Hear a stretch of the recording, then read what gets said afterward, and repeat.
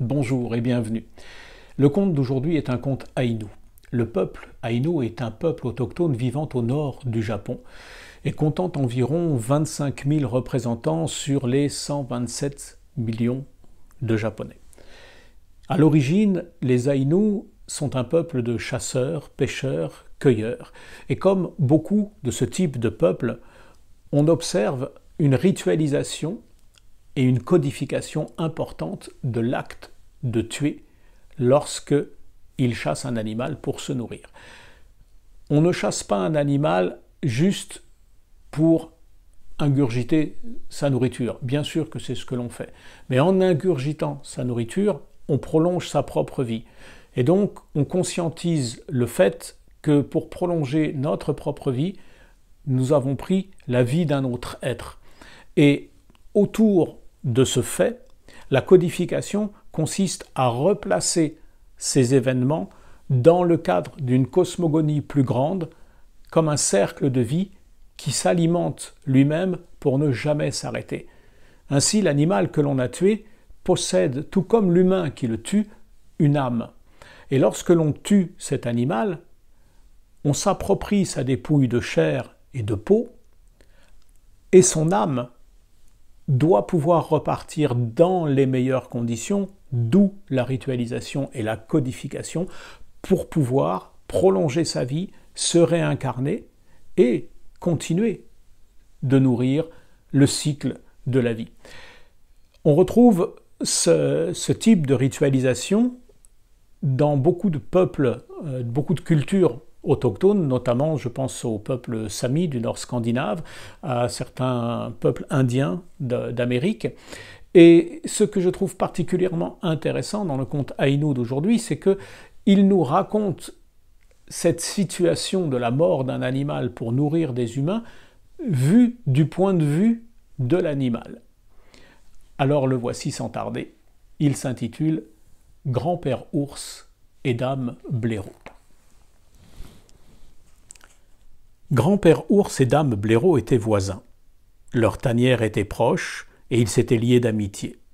Ils se rendaient souvent visite, s'entraidaient à la chasse, partageaient leurs provisions. Un matin, grand-père ours vint trouver dame blaireau et lui dit « Je suis fatigué de vivre dans ce monde et trop vieux pour chasser. Je sais que vous-même n'avez plus le moral. Depuis que vous êtes veuve, vous n'avez plus le goût de rien. Vous avez du mal à joindre les deux bouts. Il est sans doute temps pour nous de faire le grand voyage. Or, j'ai rêvé que deux chasseurs allaient venir par ici. Ce sont des Aïnous, humains véritables, au cœur pur. Offrons nos corps à leurs flèches. Laissons-les libérer nos âmes. Ils sauront nous honorer comme il convient. En échange du don de notre chair pour assurer la survie de leur clan, ils nourriront nos esprits. Ils nous fourniront généreusement les provisions nécessaires pour retourner au pays des dieux. Mais attention, chère voisine, je connais votre gourmandise. Ne vous avisez pas de goûter à leurs offrandes avant de vous mettre en chemin, sinon vous ne pourriez plus quitter cette terre. Dame blaireau dodelina de la tête et répondit « Merci pour votre proposition et vos conseils, je suis prête à partir.